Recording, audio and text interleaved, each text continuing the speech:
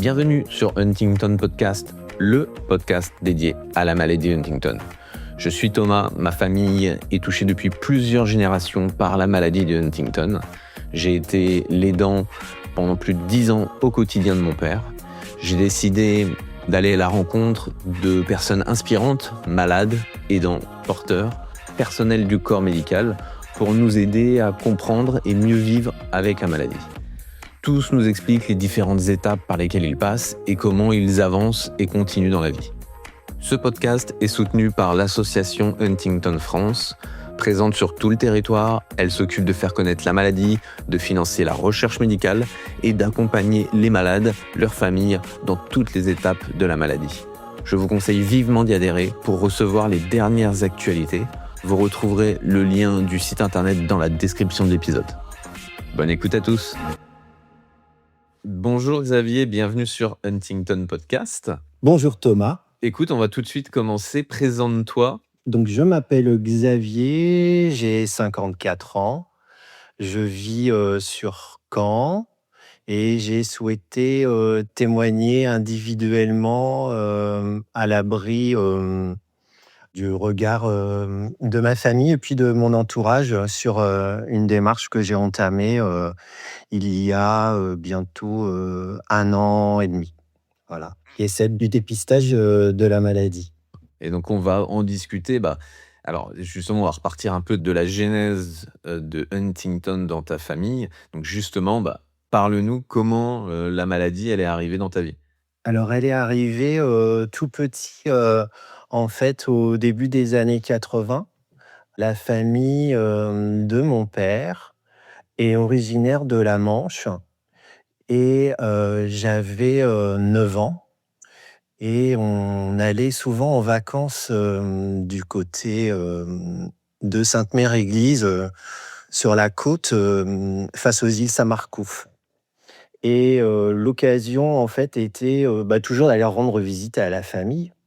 Et j'avais un grand-oncle, donc, et une grande-tante qu'on allait voir de temps en temps.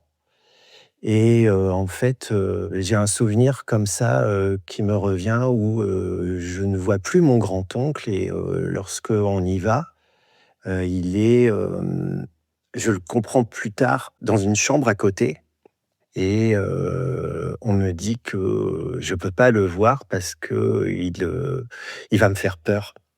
Je raconte ça parce que voilà, c'est un souvenir d'enfance qui est revenu il y a pas très longtemps et en fait, le temps a passé et puis, moi j'habitais, donc dans le Calvados, avec mes grands-parents, côté paternel, dans le Pays d'Auge, près de Caen. Et dans les années 90, mon grand-père qui habitait vraiment tout près de chez nous, à un moment donné, disait «J'ai mal aux jambes». Et en fait, tout s'est enchaîné assez rapidement, je l'ai vu changer. J'avais moi, à cet âge-là, on est dans les années 90, fait le lien, c'était le frère de ce grand-oncle et en fait, on arrive à peu près, en 1993. C'est là où le gène est identifié et je me rappelle très clairement, d'un moment où, en fait, mon père nous dit que il a une maladie qu'on appelle, alors c'est le premier terme que j'ai entendu, la chorée. Oui. Voilà.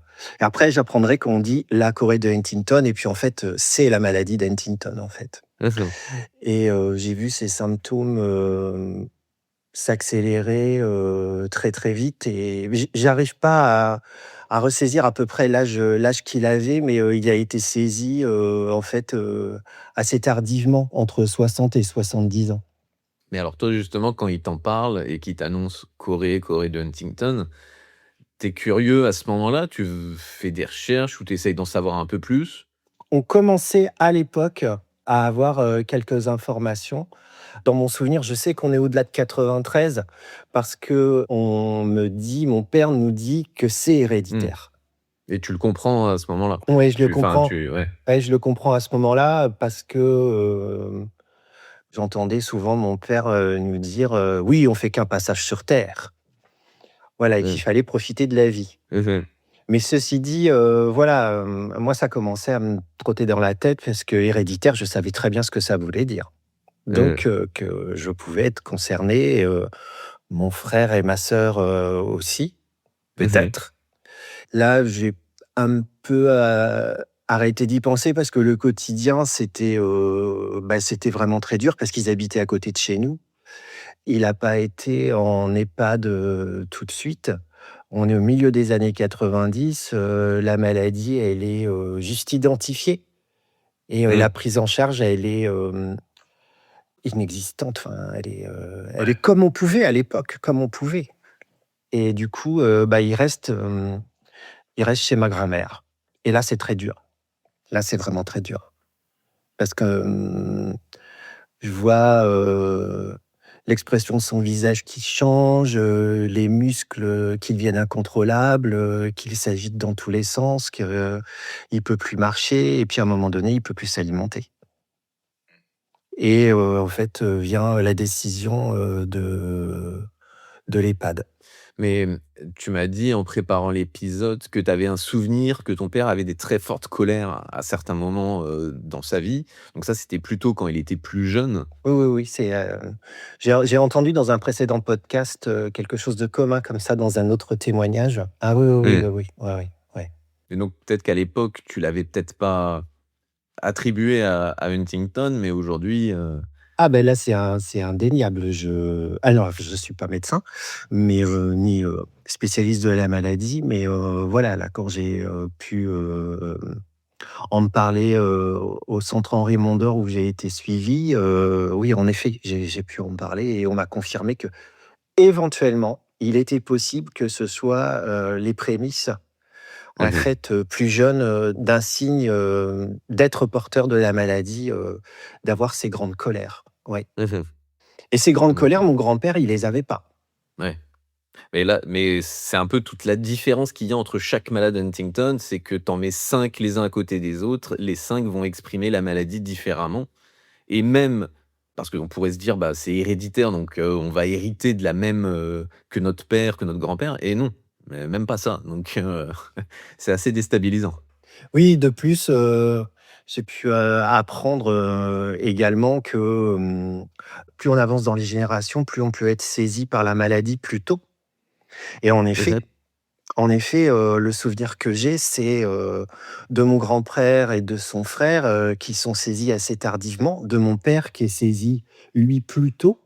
Quand tu dis saisie, on est d'accord que tu parles de déclencher, enfin, les prémices de la maladie, hein, Quand je parle de premiers symptômes, ouais. c'est, chez mon grand-père, c'est, donc comme je le disais tout à l'heure, il disait: «J'ai mal aux jambes, j'ai mal aux jambes, j'ai tous les jours mal aux jambes» et à un moment donné, surviennent les tremblements, en Mmh. fait et puis ça l'a gagné, très, très vite et les muscles, font ce qu'ils veulent, en Ouais. fait, à un moment donné et puis la parole s'atténue, les mots deviennent de plus en plus difficiles, la communication devient de plus en plus difficile et après l'alimentation. Et donc si on revient à ton père, tu nous disais qu'il était en EHPAD, que l'alimentation au bout d'un moment n'était plus possible et que avec le médecin, il a fallu prendre une décision. Bah, là, je peux reprendre l'historique, aussi, Mmh. en fait, voilà, mon grand-père est décédé et puis après il y a un grand laps de temps, en fait, où, la vie continue, où on Ouais. grandit et en fait, mon père donc avait, ses colères que moi j'ai vues dès l'âge de ses 40 ans, en fait. Il Mmh. avait vraiment de très grandes colères. C'est mon ressenti et c'est que mon ressenti individuel, hein. J'inclus pas du tout mon frère ou ma sœur. C'est moi comme ça que je l'ai vu et puis comme ça que du fait de mes 54 ans maintenant, j'en fais la lecture. Mais ça n'engage que Mmh. moi.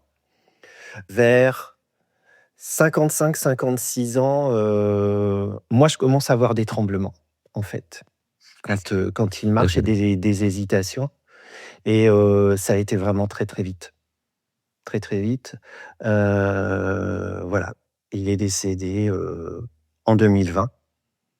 Il suffit de faire le calcul, voilà, il est né en 1946 et en effet, Donc il est décédé à 74 ans? ouais, mmh, ouais. OK. Tout en restant, à domicile.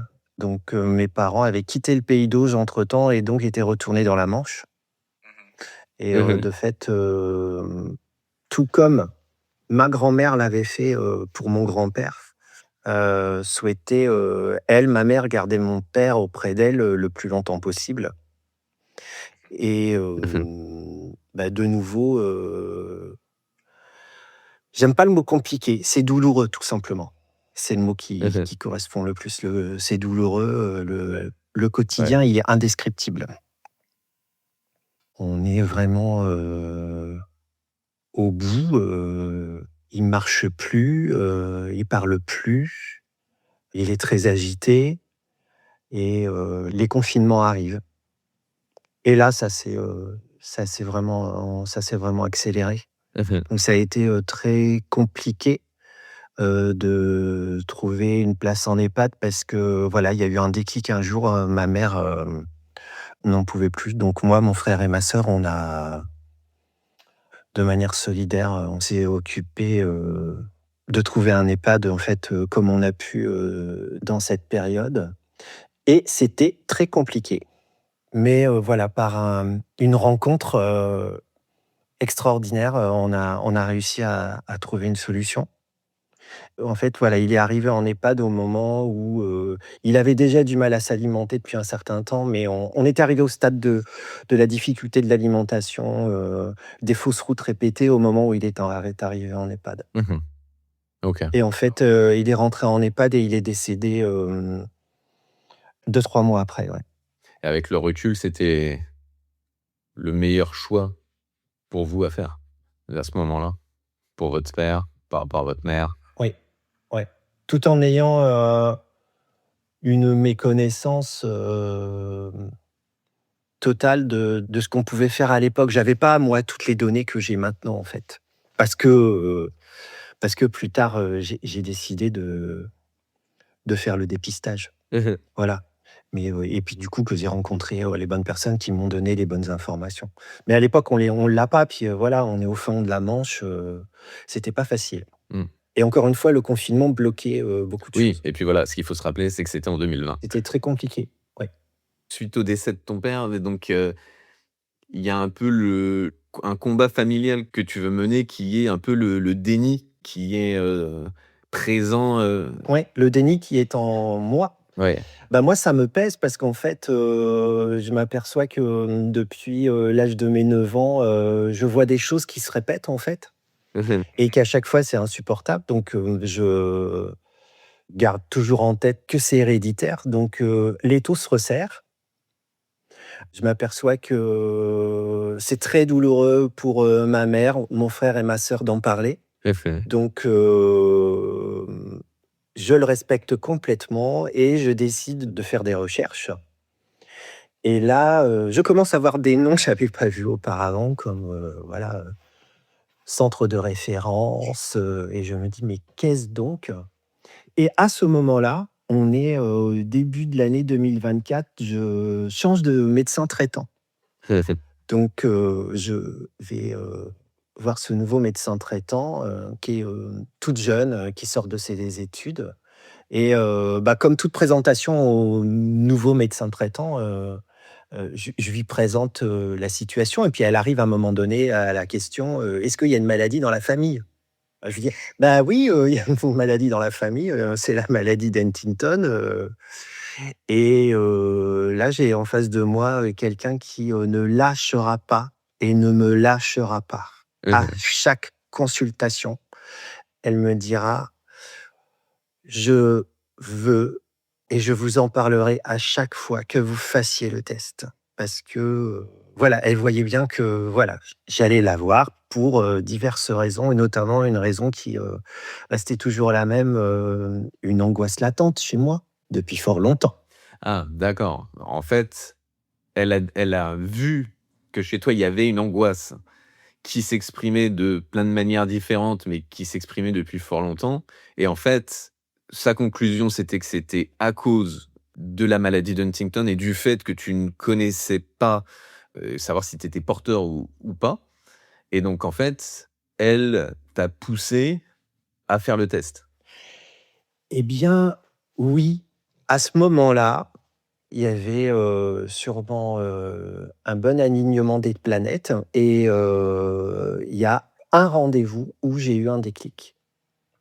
Voilà, c'était Mmh. pas notre première rencontre, c'était à la troisième ou à la quatrième rencontre et je lui ai dit: «Oui, je pense que je vais sortir du déni parce que j'arrive plus à le porter et Mmh. puis, je ne pouvais en parler, qu'à mon mari».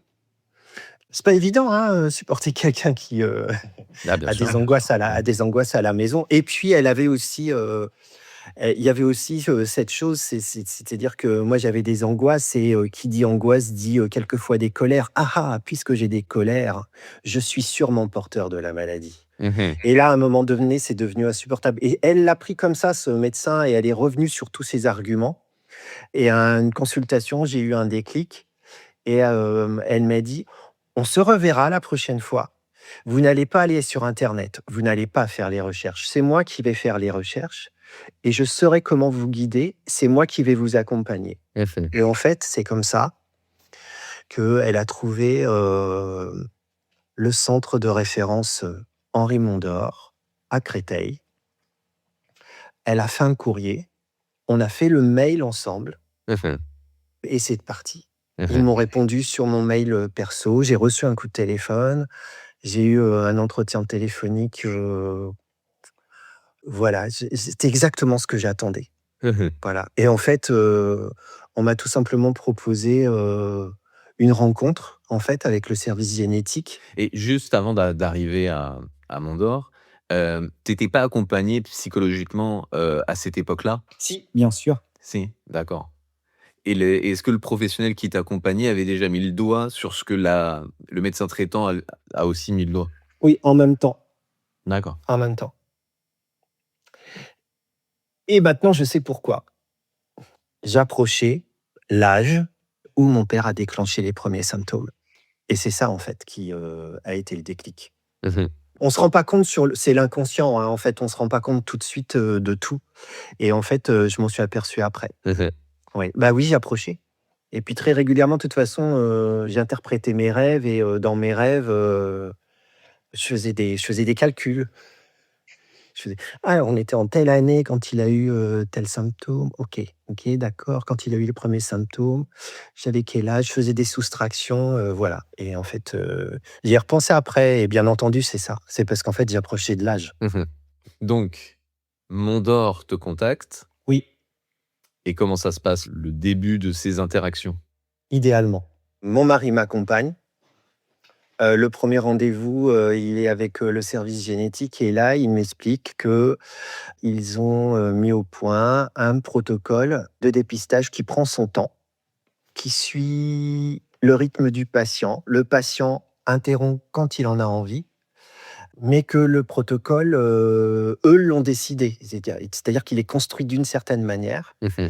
et j'accepte de le suivre. Donc le protocole, c'est, d'abord le service génétique avec un premier rendez-vous où, en fait, il est question de, voilà, l'historie de la maladie dans la famille, sa fréquence, qui a été touché.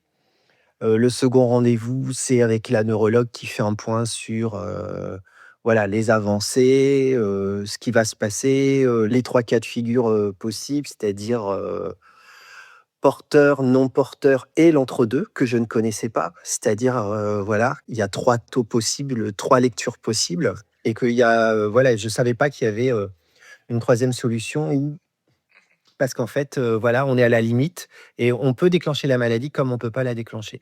Et puis, en fait, vient après, le suivi, psychologique où là, il est, déterminé un rendez-vous un mois après le rendez-vous avec, la neurologue et là, c'est volontaire, c'est pour, que le patient puisse, déjà digérer toutes les informations qu'il a eues et surtout s'il souhaite continuer. Mmh.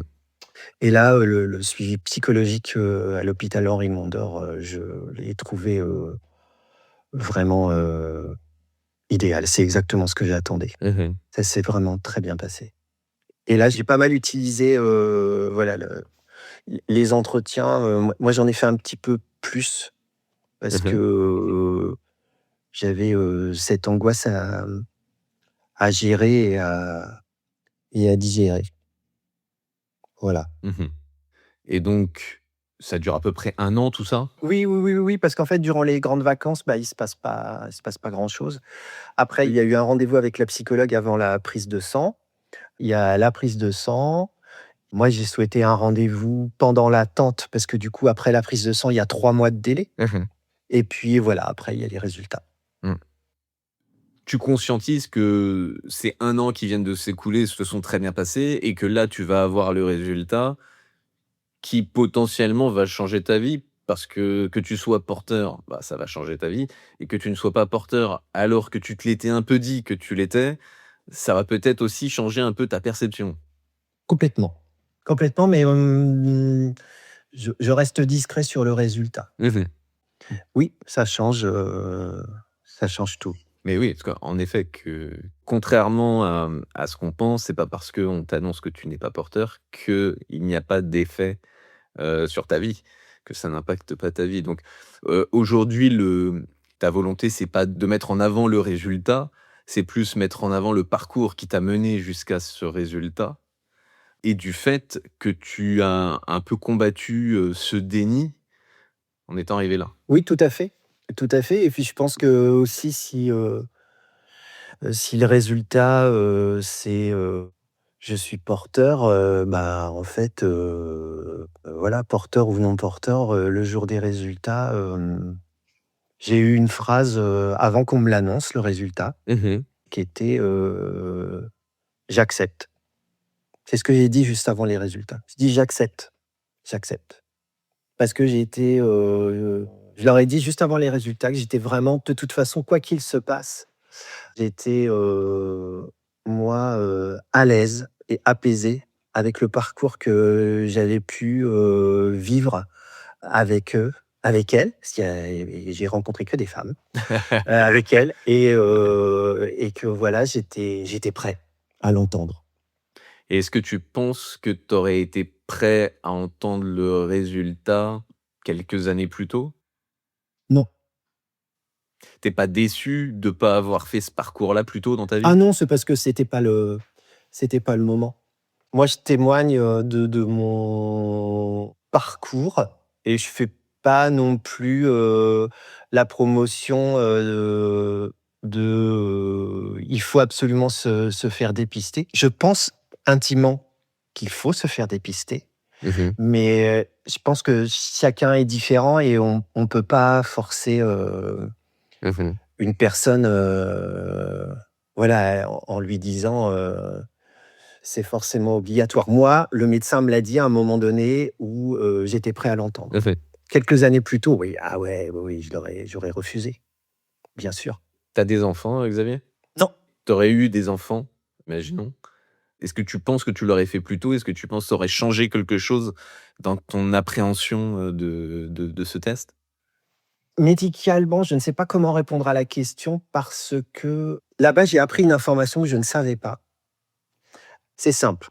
Là-bas, j'ai appris que dorénavant, maintenant, il était possible pour les personnes qui sont porteurs d'avoir, des enfants, sachant que, tu me dis si je dis des bêtises, la maladie peut être extrait, en tout cas le gène porteur peut être extrait des embryons. Mmh.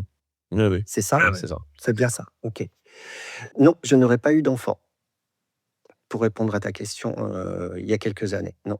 Tu nous as dit que dans ta famille, donc ta mère, ton frère, ta sœur, eux étaient encore dans le déni parce qu'ils souhaitaient pas discuter de la maladie. Oui, ça peut être, difficile d'en parler, oui, Ouais. oui.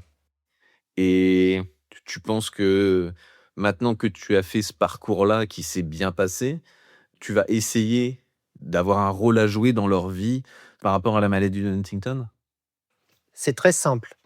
Maintenant que j'ai le résultat, la prochaine fois là, les jours, les semaines, les mois qui viennent, si le sujet est abordé, là, j'expliquerai, ce que je viens de dire dans le Mmh. podcast.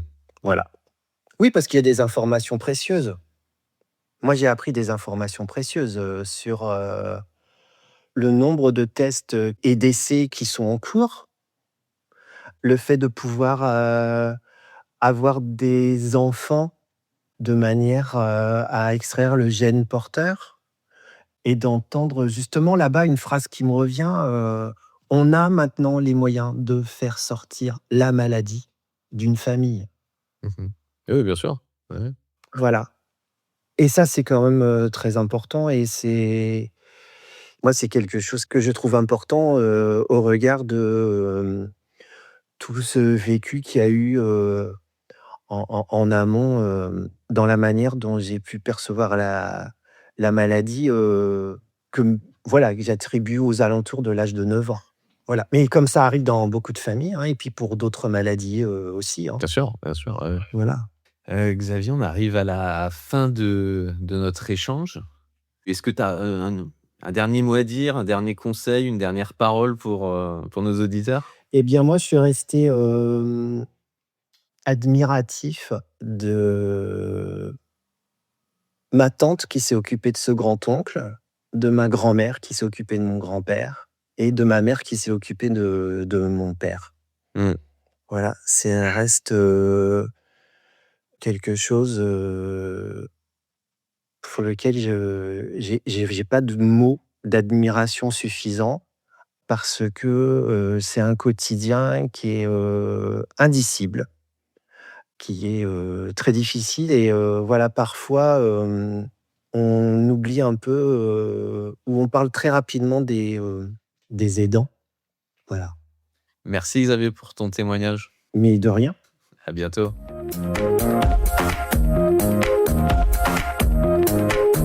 Merci beaucoup d'avoir écouté jusqu'au bout cet épisode. Je vous rappelle que l'association Huntington France est là pour vous et que c'est la meilleure manière d'être informé sur la recherche et la prise en charge de la maladie. Adhérez à l'association. Merci à tous et à bientôt.